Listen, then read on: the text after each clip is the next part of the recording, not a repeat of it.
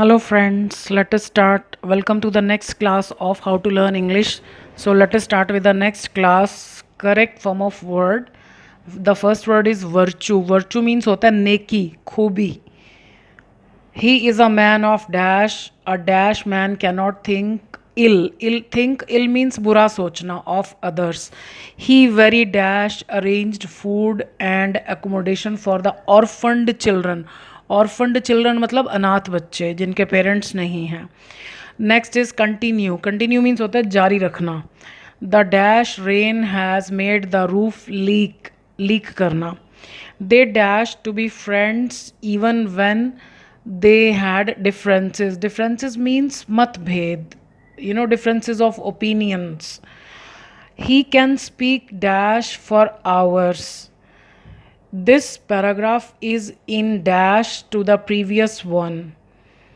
The unexpected guests disturbed the dash of my work. Next, rely, भरोसा करना, भरोसे रहना. We can't dash only on our luck. Your dash on your friends has made you lazy. He is a dash man. Next is pity. Pity means taras, rahm, taras khana, rahm aana. We can only dash him for his ignorance. Ignorance means अज्ञानता, lack of knowledge. ज्ञान का अभाव, ज्ञान की कमी. The orphanage is अनाथालय was in a dash condition and some children were dash sad. She felt no dash for the shirkers. SHIRKERS. Shirkers होता है कामचोर. तो अब आप जल्दी से ब्लैंक्स को फिल कीजिए, फिर उसके बाद हम आंसर्स डिस्कस करेंगे. So let us check the answers. He is a man of virtues. Preposition के बाद नाउन या प्रोनाउन आता है. So he is a man of virtues यानी वो बहुत सारी खूबियों वाला इंसान है. सो वर्चूज़ जो है ये नाउन है. एक ये भी पहचान है कि प्रपोजिशन के फ़ौरन बाद नाउन या प्रोनाउन ही आता है.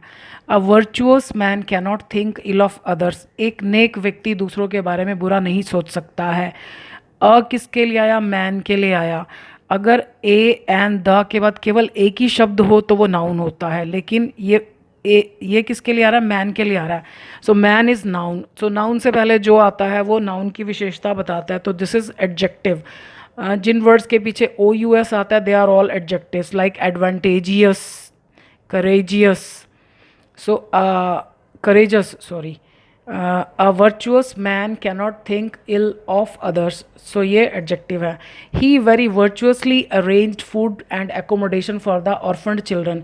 यानी उसने रहने की जगह और खाने का इंतज़ाम किया. कैसे? वर्चुअसली, बड़ी नेकी से, यानी अपने नेकपन से उसने इनका इंतज़ाम किया. तो दिस इज़ एडवर्ब. इसमें मैंने लिखा नहीं यहाँ पर एडवर्ब. This is adverb.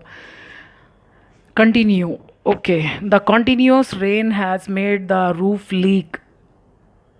अब ये द किसके लिए आ रहा है? रेन के लिए आ रहा है. नाउन. निरंतर बारिश, लगातार की बारिश ने मजबूर कर दिया है छत को लीक करने के लिए. सो ये एडजेक्टिव है. यहाँ पर भी देखो, अभी हमने किया ना OUS एडजेक्टिव. आप चाहें तो ये वर्ड्स लिख सकते हैं. दिस इज़ सफिक्स होता है जो वर्ड के बाद में लगकर नया वर्ड बनाते हैं. So they are all adjectives जो भी OUS से ख़त्म होते हैं. They continued to be friends even when they had differences. यानी जब उनके डिफरेंसेस थे, मतभेद थे, उनकी राय अलग अलग थी, तब भी उन्होंने जारी रखा टू बी फ्रेंड्स, दोस्त होना. This is verb. सब्जेक्ट के बाद verb. This is past indefinite tense. तो यानी वो फ्रेंड्स बने रहे, बरकरार रहे. So this is verb.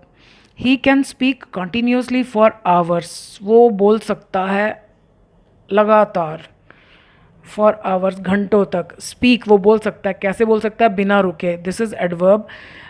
एक कॉन्टीन्यूसली होता है और एक कॉन्टीन्यूअली भी होता है. हिंदी में दोनों का मतलब होता है लगातार, but there is the difference between the to.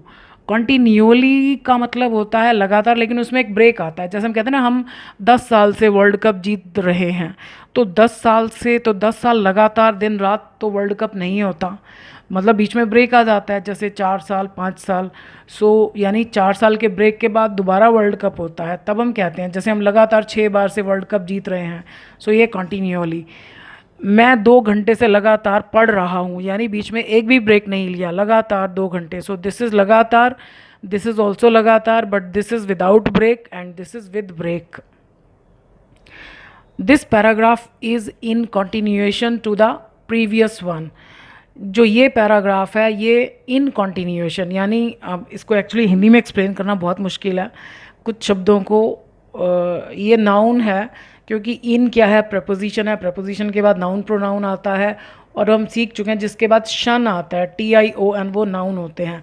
सो ये जो पैराग्राफ है ये पहले वाले के आगे कंटिन्यूएशन में है। आई एम सॉरी, मुझे इसका हिंदी में एग्जैक्ट मतलब इक्वलेंट वर्ड नहीं पता।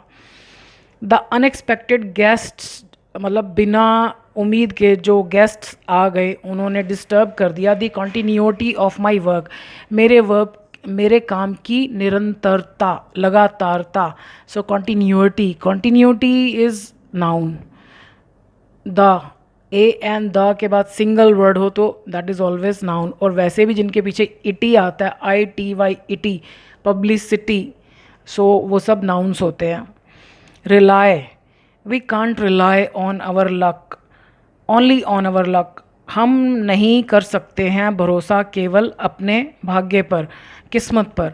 तो यहाँ पर रिलाई वर्ब है, कांट हेल्पिंग वर्ब है, तो this is verb. Your reliance on your friends has made you lazy, तुम्हारा भरोसा अपने दोस्तों के ऊपर, तुम्हारी निर्भरता, डिपेंडेंस ने तुम्हें आलसी बना दिया है।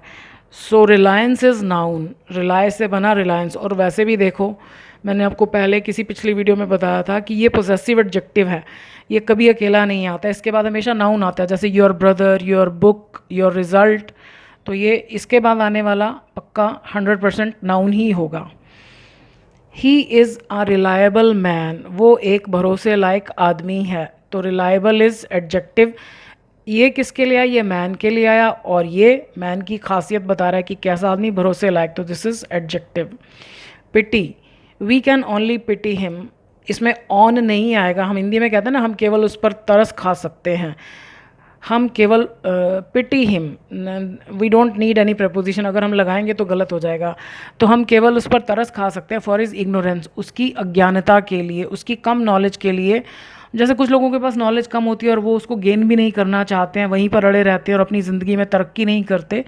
किसी भी तरह की knowledge, I am not talking about bookish knowledge, like दुनियादारी की नॉलेज भी कई लोगों में कम होती है, और अगर उन्हें उनका कोई वेल विशर उनको बताने सिखाने की कोशिश करता है तो वो सीखने की कोशिश नहीं करते। तो ऐसे लोगों पर केवल तरस ही खाया जा सकता है। समझदार लोग तो दूसरों की गलतियों से भी सीख लेते हैं। So pity is verb. The orphanage was in a pitiable condition, जो अनाथालय था वो बड़ी ही तरस खाने लायक हालत में था, दयनीय हालत में। तो आया, किसके लिए आया, कंडीशन, ये कंडीशन नाउन है, पिटीएबल, और वैसे भी हम सीख चुके हैं जिसके पीछे एबल आए they are all adjectives. So ये एडजेक्टिव है, जैसे capable, able, acceptable, so they are all adjectives. So in a pitiable condition and some children were sad, और कुछ बच्चे उदास थे। अब उदास क्या है, एडजेक्टिव, क्योंकि चिल्ड्रन की खासियत बता रहा है कि बच्चे कैसे थे, उदास। अब जो शब्द एडजेक्टिव को खोलता है वो भी एडवर्ब होता है, और एडजेक्टिव को खोलने के लिए अगर हम एडवर्ब लगाते हैं तो लैंग्वेज खूबसूरत हो जाती है। हम नहीं तो सिंपली ऐसे भी कह सकते थे and some children were very sad, but pitiably sad, मतलब तरस खाने लायक तरीके से सैड थे, मतलब उनको उनकी उदासी को देखकर उन पर तरस आता था। So pitiably sad, this is adverb. She felt no pity, उसने महसूस किया नो पिटी, कोई रहम, कोई तरस महसूस नहीं किया फॉर द शर्कर्स, काम चोरों के लिए।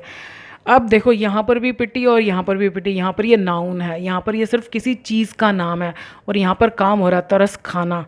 सो this is the difference. So I hope आपके answers day by day improve हो रहे होंगे, आपको ज़्यादा मार्क्स मिल रहे होंगे, and you must be enjoying it. So that's all for the day. Thank you for watching this video.